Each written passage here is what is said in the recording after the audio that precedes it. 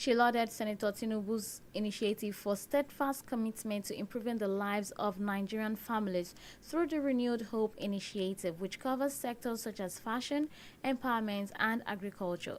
She also commended the Ministry of Agriculture for its support of the initiative. Lastly, Mrs. Sanwo-Olu further stressed the importance of making agriculture attractive to younger generations, describing the Young Farmers Club as a crucial step toward reviving the culture of farming in schools. The federal government has announced plans to commence the Picking Out of School Children from the Streets initiative, aimed at boosting education across the country, come Tuesday, 15th October 2024. The Minister of Women Affairs, Mrs. Uju Kennedy, disclosed this during the unveiling of the Girl Child Education Ambassador event organized by the Nigerian Governors Forum (NGF) held at the Banquet Hall of the State House in Abuja. Mrs. Kennedy also stated the federal government's plans to empower the mothers of out-of-school children so that they can better care for their children. She therefore urged all relevant stakeholders and well-meaning Nigerians to come together to empower underprivileged women across the country. Also speaking on empowering the future, girl child education for a brighter tomorrow, the Mandate Secretary of Women Affairs, Dayo Benjamin Olaniyi, emphasized education as the cornerstone of personal and societal transformation, and which holds the key to unlocking a brighter future for the girl child. Federal government has rolled out a new curriculum for basic education and senior secondary education in Nigeria to take effect from October 2024. The new curriculum is designed to incorporate knowledge, skills, and values, especially with a special focus on skills, so that students on graduation would have skills that they could effectively connect with the economy and have a productive life. Minister of Education, Professor Tahir Maman, announced this on Thursday in Abuja while declaring open the ministerial session of the 68th National Council on Education for 2024. NCE, which has the Minister of Education as the chairman, is the highest policy-making body in education and is expected to officially approve the new curriculum among other recommendations of the officials meeting headed by the Permanent Secretary, Federal Ministry of Education. He also disclosed that the government has completed the review of 15 trades and entrepreneurship subject curricula for the senior secondary education level. In conclusion, the minister commended the Nigerian Educational Research and Development Council (NERDC) for developing the curriculum, noting that the council worked tirelessly under its constant watch, encouragement, and sometimes harassment to deliver the revealed curriculum. Covenant University, CU, a private institution in Nigeria, has been ranked as the country's top university according to the 2024 Times Higher Education (THE) rankings. The prestigious global ranking, published annually by Times Higher Education, which evaluates universities worldwide. Completing Nigeria's top 5 universities are the University of Ibadan, which came in second, the Federal University of Technology, Akure Futa, the University of Lagos, Unilag, and Bayero University, Kano in third, fourth, and fifth position, respectively. For the 2024 edition, the HE assessed 1,907 universities from 108 countries and regions using 18 performance indicators. These indicators measure an institution's achievements in areas such as teaching, research environment, research quality, industry engagement, and international outlook.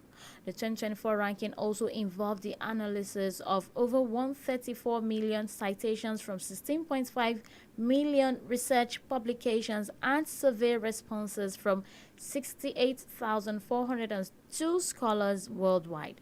Additionally, over 400,000 data points were collected from 2,000 plus institutions that submitted data for consideration.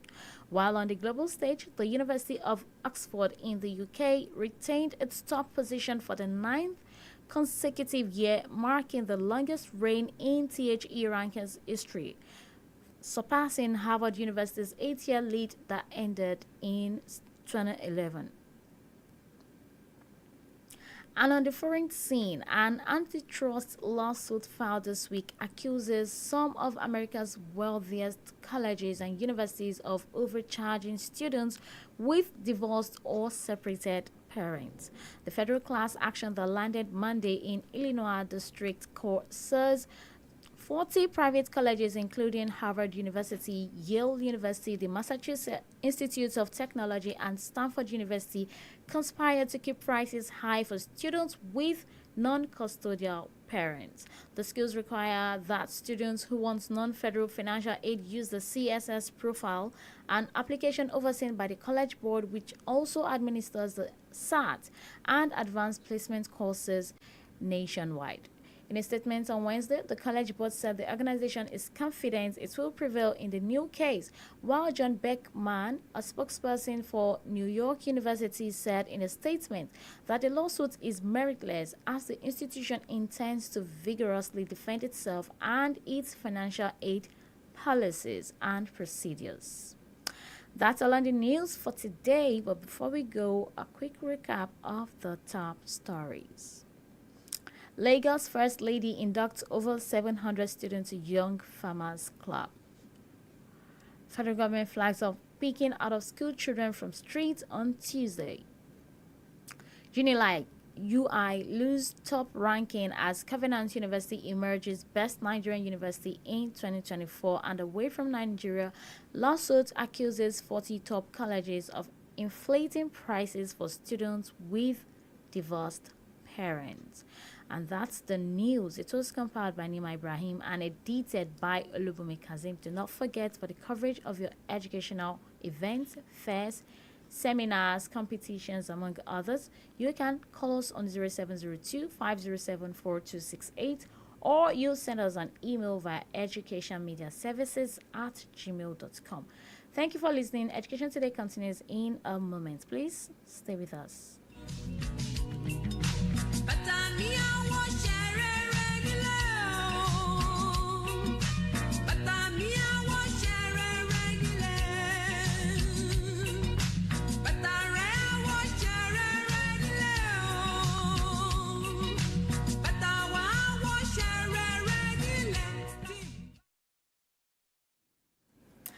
That's all we can take on the news for today. And right now, we'll take the icon of the week with Saeed. Hello once again, Saeed. Hello, Nima. All right. I'm good. Here you have it. Okay. You're welcome to the Icon of the Week segment, where we consider the life and times of individuals that lived inspiring lives and contributed immensely to educational development in our world. I am, as introduced, Saeed Aremu.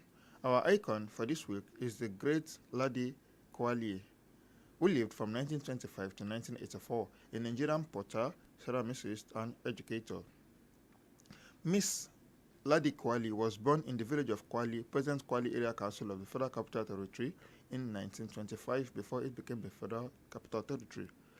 This is in the Gwari region of northern Nigeria, where pottery was an indigenous occupation among women. She grew up in a family that kept up with the folkloric female tradition of pottery making. She learned pottery as a child through her aunts using the traditional method of coiling. She made large pots for use as water jars, cooking pots, bowls, and flasks from coils of clay, beaten from the inside with a flat wooden paddle. They were decorated with incised geometric and stylized figurative patterns, including scorpions, lizards, crocodiles, chameleons, snakes, birds, and fish.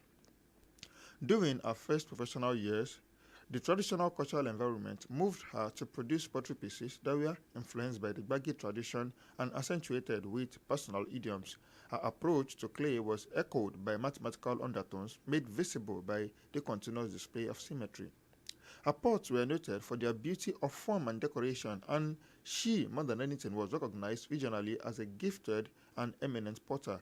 Several were acquired by the Emir of Abuja, Alhaji Suleiman Barau, in whose home they were seen by Michael Cadio in 1950.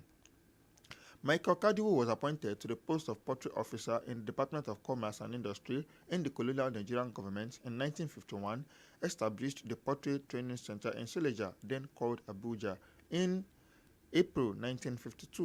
In 1954, Ladi Kwali joined the Abuja Portrait as his first female porter. There she learned wheel throwing, glazing, clean firing, production of sagas, and the use of slip, eventually assuming the role of instructor. She made bowls with graffiti decoration, which involved dipping vessels in red or white slip and then scratching the decoration through the slip to the underlying body using a porcupine quill. By the time Kadiu left his post in 1965, the center had attracted 4 additional women from Gwari, including Halima Audu, Lami Toto, Asibi Ido, and Kande Ushafa. These women worked together in one of the workshops, which they call Daken Gwari, literally meaning the Gwari room, to hand-build large water pots. Because the hand-built or neatly decorated pots were glazed and fired in a high-temperature kiln, they represent an interesting hybrid of traditional Gwari and Western studio pottery. The quintessential Ladi Kwali pot was coiled in a stoneware clay decorated with lizard patterns and fired with a dark, shiny glaze. For Western viewers and collectors, the dark glaze was a metaphor for the pot's Africanness. Ladi Kwali became the first Nigerian woman to gain international recognition in ceramics. From her cultural tradition, where females were primarily responsible for pottery, Ladi Kwali ceramics became art objects. Her pots were featured in international exhibition of Abuja pottery in 1958, 1959, and 1962, organized all by Kadiu. In 1961, Kwali gave demonstration at Royal College, Farnham, and Wentford Bridge in Great Britain. She also gave demonstrations in France and Germany over this period. In 1972, she toured America with Kadiu. Her work was shown to great acclaim in London and at the Berkeley Galleries. In 1954, Kwali's pots were featured in the International Exhibition of Abuja Pottery, organized once again by Michael Kadiu. Kwali was awarded an MBE, a member of the Order of the British Empire, in 1963, recognizing her exceptional contribution to Nigerian culture. Additionally, she received an honorary doctoral degree from Ahmadu Bello University in Zaria in 1977. She also received the national honor of the Officer of the Order of the Niger, OON, in 1981. The Abuja pottery was also renamed the Ladi Kwali pottery in the early 1980s. Her picture appears on the back of the Nigerian 20 naira banknote, making her the only woman to occupy a place on Nigerian currency. A major street in Abuja is called Ladi Kwali Road. The Sheraton Hotel in Abuja also houses the Ladi Kwali Convention Center, which is one of the largest conference facilities in Abuja, consisting of 10 meeting rooms and 4 large ballrooms.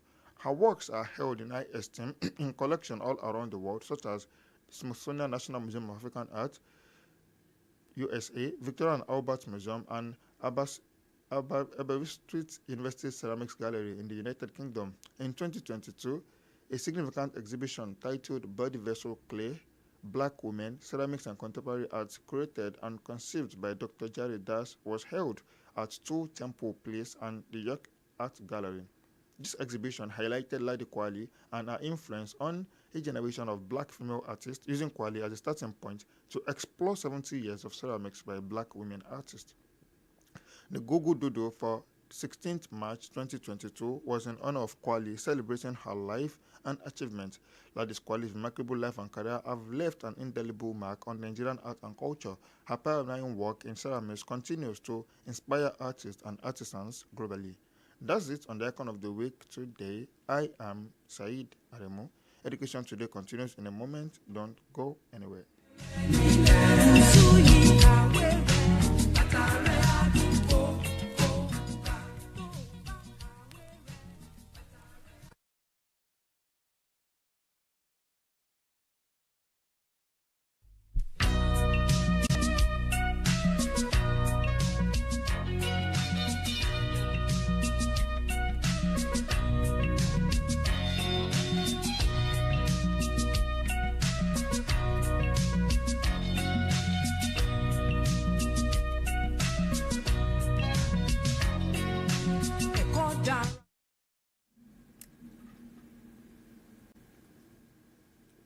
that was That's, the icon of the week segment, and we celebrate the renowned physicist, chemist, we celebrate the renowned pottery, um, Lali Gwali. And right now, we'll take the university in focus, school in focus, and I will be the one taking that segment as well. Good afternoon and welcome to the School in Focus segment where we take a look at institutions of interest, provide a background to their establishment, their administration, and some notable alumni from the institution. I remain Nima Ibrahim. And our school in focus today is the University of Port Harcourt, Uniport. Uniport is one of the federal universities in Nigeria and it is located in Port Harcourt, Rivers State, South geopolitical zone of Nigeria. Now, the University of Port Harcourt is a public research university located in Alu and Choba, Port Harcourt, River State, South Nigeria, and it was established in 1975 as University College Port Harcourt. You know, that was the former name of the university, University College Port Harcourt, and it was given its current university status in 1977. So, University of Port Harcourt, popularly known as Uniport, is a second-generation federal university located in the Niger Delta region of Nigeria with over 50,000 students and a strong focus on petroleum engineering. What this is saying is if you want to have, a strong foundation and knowledge in petroleum engineering, you might want to consider the University of Port Harcourt. Under the administration of former Vice Chancellor Professor Nimi Briggs, Uniports reached a milestone by being the first university to train the first set of nuclear engineers in Nigeria. I take that again. Uniport reached a milestone of being the first university to train the very first set of nuclear engineers in our country. The university also won a grant from the World Bank to build up a center of excellence in oil field chemicals. The university has also been noted as one of the best universities in Nigeria involved in the study of business ethics and indigenous entrepreneurship developments. So moving on, Uniport is affiliated with the Association of Commonwealth Universities, ACU, Association of African Universities, AAU, and the University of Port Harcourt Teaching Hospital. The University of Port Harcourt was also ranked the sixth in Africa and first in Nigeria by Times Higher Education way back in 2015. Wow. Wow. So in July 2021, Professor Obunari George Will was appointed substantive vice chancellor of the university. I hope you're taking notes of this, cogent point. So the motto of the institution is for enlightenment and self-reliance. These are common questions for current affairs, you understand. So now, delving more into point about the institution originally had 6 schools in 1977 around the time it was founded. We have the School of Humanities, School of Social Sciences, School of Biological Sciences, School of Chemical Physical Sciences, and School of Educational Studies, as well as School of Laboratory Technology, SSLT. And then it changed from a school system to a faculty system in 1982. And the university now has a total of 14 faculties, which include Faculty of Humanities, Social Sciences, Education, Engineering, Management Sciences, Health Sciences, Basic Medical Sciences, Science itself. We also have the Faculty of Dentistry, Faculty of Computing, Faculty of Clinical Science, Agriculture, Pharmaceutical Sciences, Faculty of Law, and we have School of Science, Laboratory Technology, and the last of them being College of Continuing Education. And then recently, back in 2023, this institution was accredited to take the Faculty of Communication and Media Studies. So, some notable alumni that this university boasts of include the former president of our dear country, GCFR, good luck, Jonathan. We also have the former Minister of Transportation and former Rivers Governor, Honorable Rotimi Amechi, and numerous Nigerian senators that you can always Google about. So outside the Nigerian politics, we have alumni that span across, the movie industry, such as Mona Lisa Chinda. We have a model and first black Miss World beauty queen, talking about Agbani Darego. We have a Nigerian songwriter, singer, and vocalist, Timi Dakolo. We also have Rita Dominic, an actress. We have Linda Ejiofor, an actress and model as well. We also have a former group managing director of Diamond Bank and the current governor of Abia State, talking about Mr. Alex Oti. We have the former First Lady of Nigeria herself, Dame Patience Jonathan. So we have the husband and the wife as the table alumni of oh my gosh. So we also have Senator for the Bayelsa Central, Emmanuel Porker. We have former governor of Bayelsa State, Chief Timi Silva. We have Professor of Maternal Fetal Medicine and former Chief Medical Director of the University of Port Harcourt Teaching Hospital itself. We have Henry A.A. Uguma, and the list is endless. So to gain admission into Uniport, Uniport is one of the most sought after universities in the country, especially in the Niger Delta, for undergraduate admission. And this could be one of the reason for this could be because of the serenity of its environment, the cultural affinity of the institution, and the discipline of its staff and students. Now, to secure admission, the applicants need to sit for the UTME by JAMB or through direct entry admission using JUPEB, NCE, or HND or ND itself, depending on the course, on the choice of course. Please note that admission requirements and processes may vary depending on the program and academic session. So, we always advocate that it's best to check the university's website or you contact the admissions office for the most up-to-date information. And that's it on our Skill in Focus for today. I hope you enjoyed it and I hope you've learned one or two things about University of Port Harcourt. I remain Nima Ibrahim, and Education will be back soon. Please stay with us.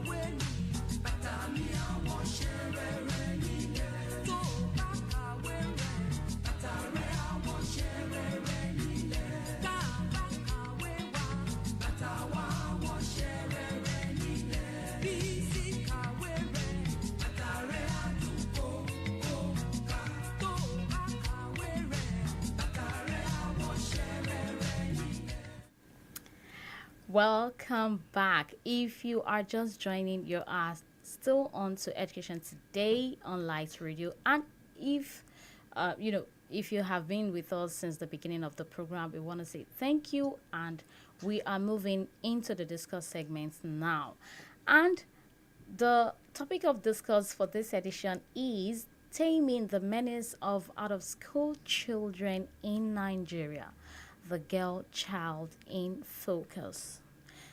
Once again, we are discussing taming the menace of out-of-school children in Nigeria, the girl child in focus. Yesterday, 11th October 2024, is recognized globally as the International Day of the Girl Child. And here in Nigeria, many activities and sessions were held to commemorate the day.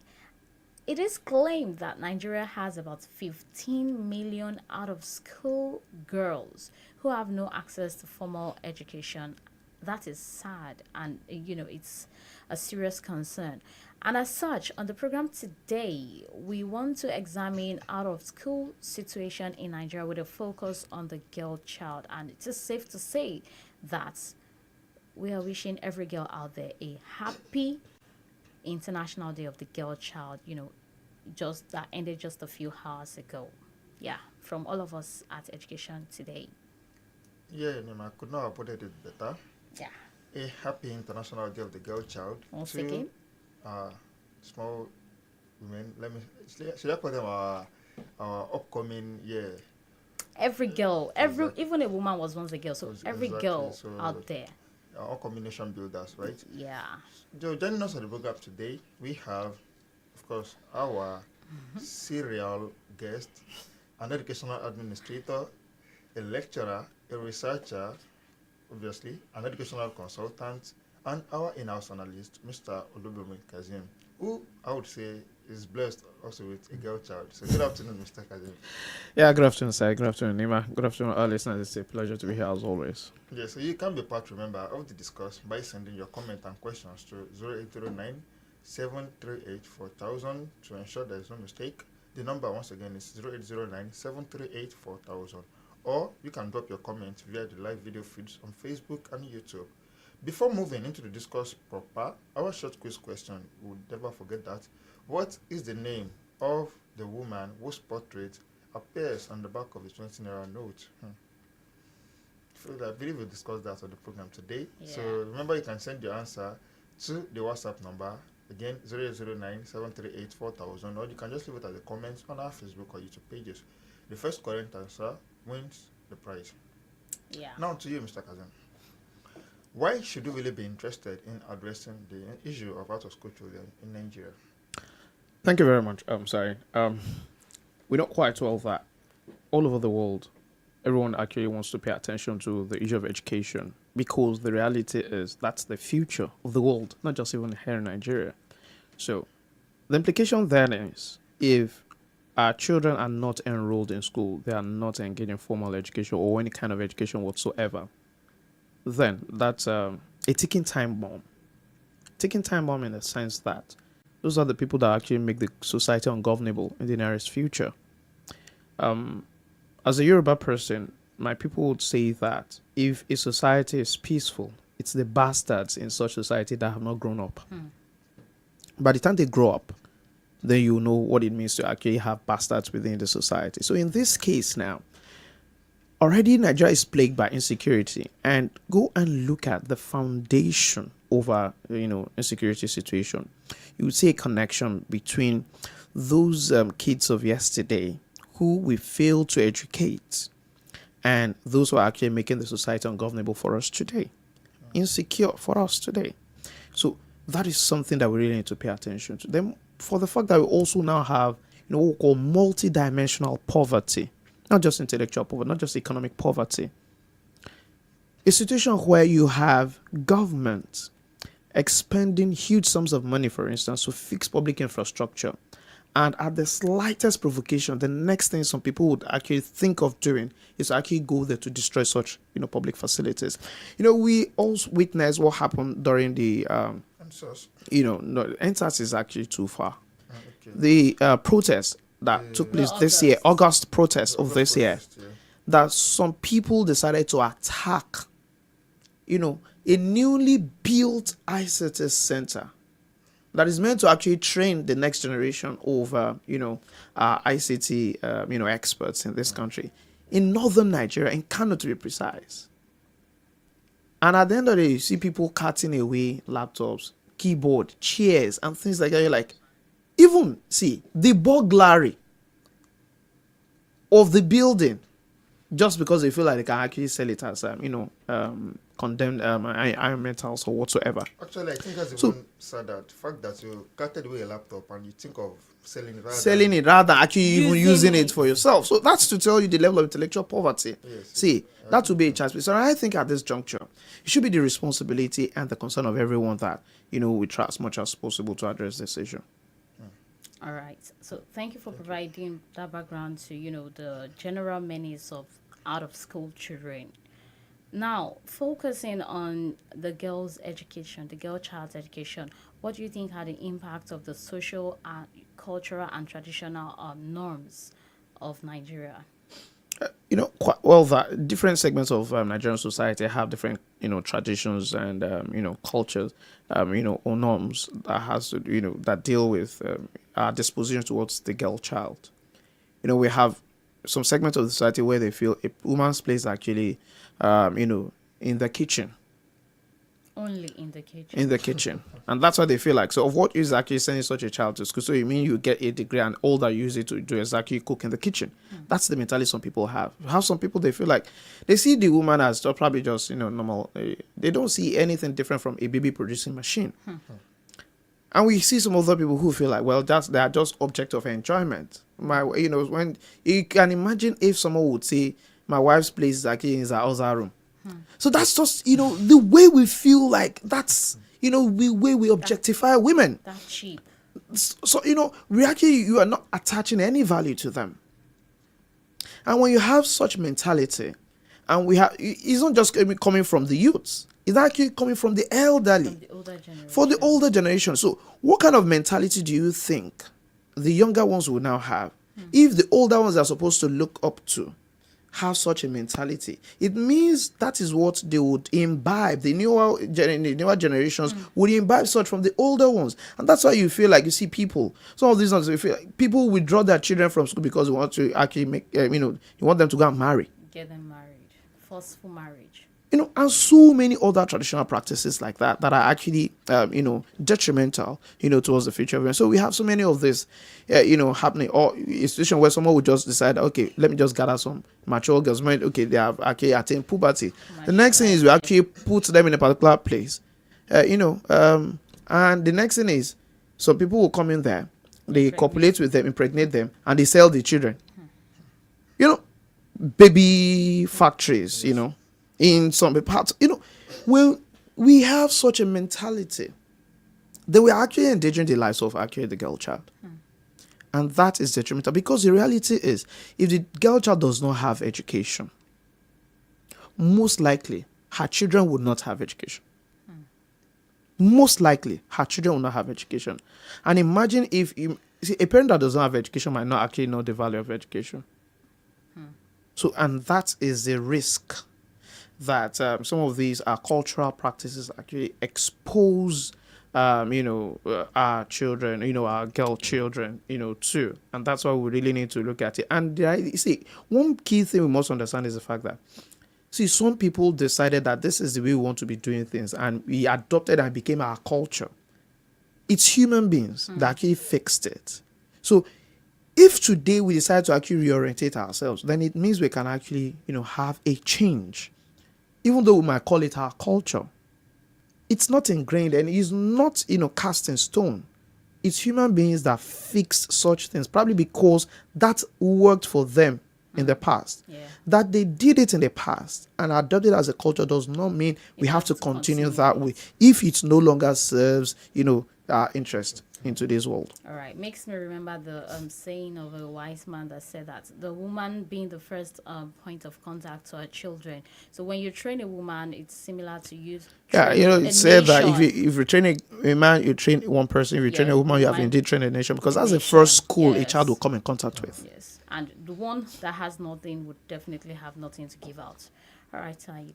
Okay, so now on that basis, right, why do you think girl children are not enrolled in schools in Nigeria? because of some of these other things that we're actually using them for outside the issue of education, and for the fact that majority of people that are actually in charge of the child really don't know the value of the girl child. So if they don't know the value of the girl child, they will naturally treat them with disdain, with scorn, with this level of probably they are even second-class citizens of the society. Yeah. And that's, a major challenge. And that affects, our tolerance or our ability or our disposition towards educating them. In the sense that I'm coming. When we see, we feel like, as a father, the minute I give birth to a girl child as an opportunity for me to actually get money as bride price. They'll bring yam and all that. So I'm not seeing the value of the girl child in terms of what she can actually contribute towards development of the society. I'm looking at her as a commodity that can earn me something, Exchange. so that I can use in exchange for some other material possessions. So when I'm saying that, or that I say that, okay, this is cheap labor, that a lot of them are actually being used for. Although not just even the girl child anymore now. Yeah. But then, for the fact that we are looking at that and like, this one, okay, this is what I can use her for. Or I'm seeing, this is a baby producing Fetch machine. money. It will fetch money. Some people come and buy those kids. I can sell those kids, especially for those who probably are barren. So, and they need children. And these ones, they have, don't worry, I'll just be feeding you and I'll be keeping you here. You'll be, see, if that is what we see in an average woman, in an average girl child, we're not seeing that, this is actually the mother of the future of this society. So if I want the best as future of my society, then I must give the best to the person that will actually give birth, to that future. Yeah, I actually have something to say to that, right? Would you attribute this, should I say, this situation to our particular system of society? We have a patriarchy, and that is what our African society is actually patriarchal, but it's not enough for us to actually say that that is what is responsible for our disposition towards the girl child education. Because if you look at it, the first university in the world was actually established by a woman. The University of Fez, the University of Al Qarawiyyin in Fez, Morocco, was actually established by a woman, Fatima Al Fihri. So if we are coming from that angle, and you understand the fact that and it's actually even on this African continent. Maybe we are the ones being hypocritical about it. And that's absolutely, for the fact that I see, and for a lot of, because when you talked about the fact that it's a patriarchal society, we feel that the man has the absolute, the final say. Yes, we're not saying probably the man might not have the final say, or probably because the ruler. But then, are you also bearing in mind the fact that, okay, what if the mother that gave birth to me actually don't have that thing that she can bequeath to me that will make me to stand today as a king, as a ruler? If my mother had probably been a slave, or probably had been sold into slavery, or had been used probably just as a baby producing machine, will I be proud here? And that's why even for some people that will claim probably is even that of religion, I say, give respect to the womb that bore you. Exactly. Would you talk to your mother anyhow? Forgetting the fact that that same girl is actually the mother of the future. Is actually will probably be the wife of someone, is the sister to someone, is the daughter to someone.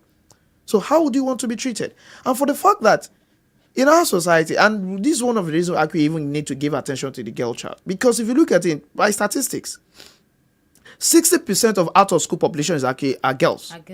60% of the out-of-school population, 60% of them are girls. In northern Nigeria, 75% of girls in northern Nigeria are out of school. That's so sad. That's concerning. So, it's disturbing that you have, just like in the figure you read out, that 15 million girls Out of over 20 million. out of 51 million that registered between 2020 and 2023, and I said right now 15 million of them are out of school and they're in Nigeria. That's scary. Seriously, that should be concerning to every discerning mind.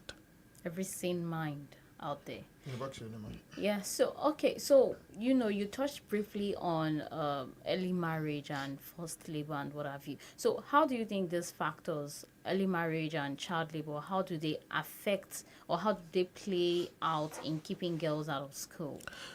Well, first is the fact that for a lot of them, early marriage, for instance, actually truncates their educational pursuits, especially for those who don't have the means, or probably the kinds of husbands that they eventually get to. Because, see, for me, I think we'll actually even first look at it that these are children. So I'm you know, sorry. there was this particular I just campaign want to like of. clarify. Do you mean early marriage or child marriage? I think there's That's where I'm going. distinction between Now, them. see, there was this campaign, child not bride. Bride, yeah, hashtag child no bride. Hashtag child not bride. For a lot of those who were children turned into brides, a lot of them have their education truncated. But early marriage should not necessarily stop the education of a child. Of a girl child. Not just even of a girl child, even of the male child, because there are some other young guys, probably as teenagers, who probably, out of mistake, impregnated someone and say, see, you have to actually fend for this child. Oh, Now you have impregnated someone, so you have to fend. You are now a family man. So you must be responsible for the woman and the child she is, bearing. So at the end of the day, it's actually a threat to both of them, but most importantly for the girl child. Because for a lot of them, they'll not be able to continue school. Yes. Some probably out of the stigma that I feel like, as if sometimes we even look at it as if, pregnancy is a disease. And at the same time, probably because of the stress and for the fact that a lot of them, they are not yet mature for such. So that's a threat. So that's one reason that it could affect their education.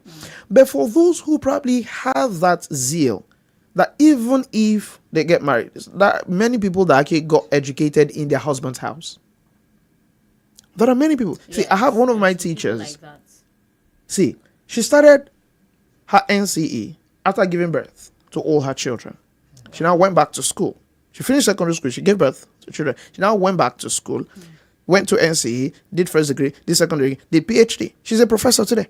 Wow. That's to tell you that because her husband also invested a lot in her education. Of course. So that's to tell you that early marriage is not necessarily a bad thing. If we are not making it bad, or we are not actually closing the door of formal education to such a girl child. But what we are trying to say is let us avoid a situation where we are turning children into brides. That one is even because beyond just even the issue of education, their health and their life is actually at stake. If you understand, the challenge of, vesico vaginal fistula, VVF, challenge is ravaging the north and even south Nigeria. That's something that we really need to take a look at critically for the fact that we are destroying so many of these lives. They are still children. They are not yet, mature, Right. or ripe or prepared for the situation that we're actually throwing them into. Okay, yeah. Thank you very much for that, Mr. KAZEEM. I'm also curious, how do you think we can ensure girls' education is prioritized in national development agendas? Well, I think it's first about the political will of our leaders. And I'm saying this in the light of the fact that if you're talking about out-of-school population in Nigeria with, the volume of students or children that are out of school, I would say have some state that are so irresponsible that they are not even meeting up with their matching grant. They are not even able to access UBE funds. How irresponsible could such leaders be? Is it such leaders that will actually probably see through the idea of probably a girl child education?